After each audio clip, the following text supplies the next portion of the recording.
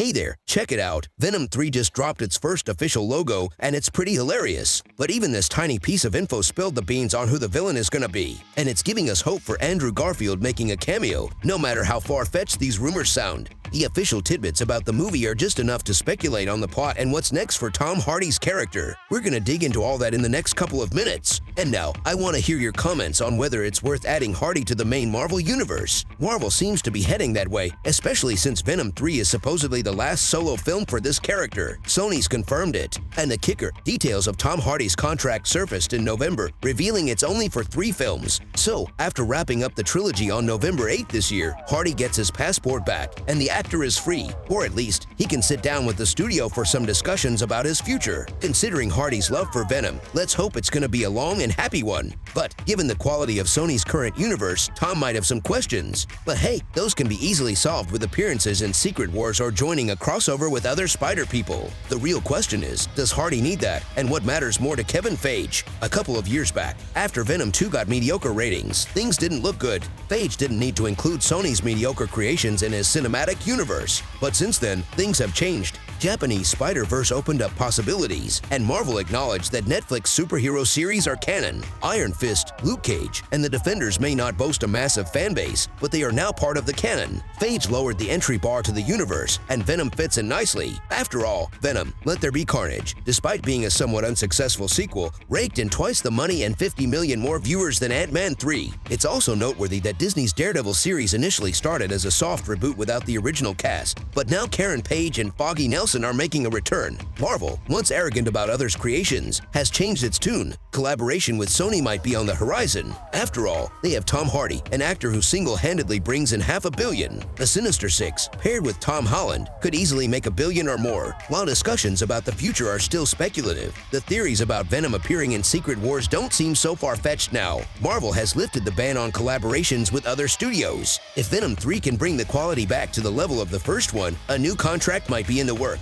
For now, very little is known about the film. In fact, the recent Sony presentation only revealed the first official logo, and the standout detail is the number 3. At first glance, it seems like a standard part number, but that's not quite right. In Hollywood, films aren't labeled with numbers anymore. Venom's sequel was titled Let There Be Carnage, without a 2. Recent releases like Captain Marvel 2 and Black Panther 2 also dropped the numbers for a sleeker title. Studios have realized that sequels fatigue audiences, and numbers in the title can hurt box office numbers. So, Venom broke an unwritten rule that even he followed in the second film. But it's not a mistake, you could call it a twist. Comic book aficionados probably already figured out why. Alright, so in the world of symbiotes, there's a lot tied to family connections and generations. Venom was the first symbiote on Earth, and then we got this crazy Carnage as its offspring. Now, Carnage Child is the more sensible Toxin, the 3rd generation in Venom's family tree, and here comes the twist. The logo has the number 3 painted in red, symbolizing Toxin. It's not just a part number, it's a clever play on words, representing the 3rd part and the 3rd symbiote in the lineage.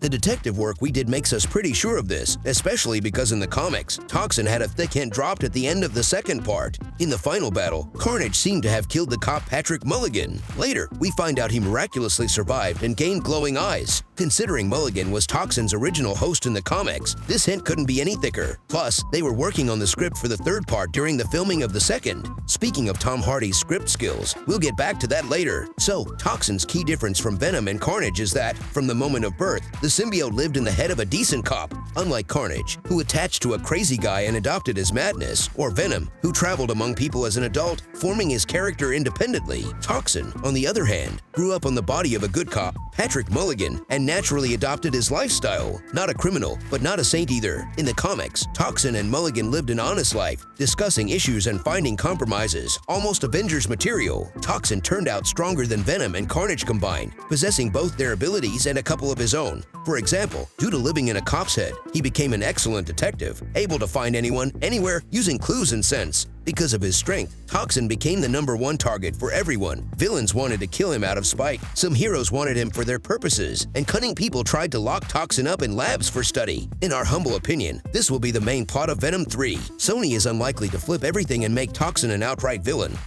Contrary to the comics, just because repetitive symbiote fights don't cut it anymore for the audience. We got tired of that in Venom 2, and the 3rd part needs something asymmetric. So, two symbiotes will probably search for Toxin, have a fight, and later team up to defeat robots, other symbiotes, or whatever Sony comes up with. The question remains, what about Spider-Man? Will the film be successful at all? The first question is particularly relevant, as in the post-credits scene of Venom 2, Tom Hardy learns that Spider-Man is Peter Parker and then seemingly returns to his own universe. A logical continuation would be Venom searching for Peter Parker and finding Andrew Garfield with a photo of Gwen Stacy in hand. Many people even spotted a red tint on the Venom 3 poster, which is the color of Spider-Man. We get these people. Sony dragged out this plotline for two post-credit scenes for a reason. But honestly, we're skeptical about this idea. Sony, with the involvement of the RFL, heated up the hype around the movie for 2 years before the release of No Way Home, using leaks and teasing. Venom 3 has less than a year to go, and there's no hint of anything like that. It's unlikely that Sony doesn't understand how much hype they could generate with Andrew Garfield.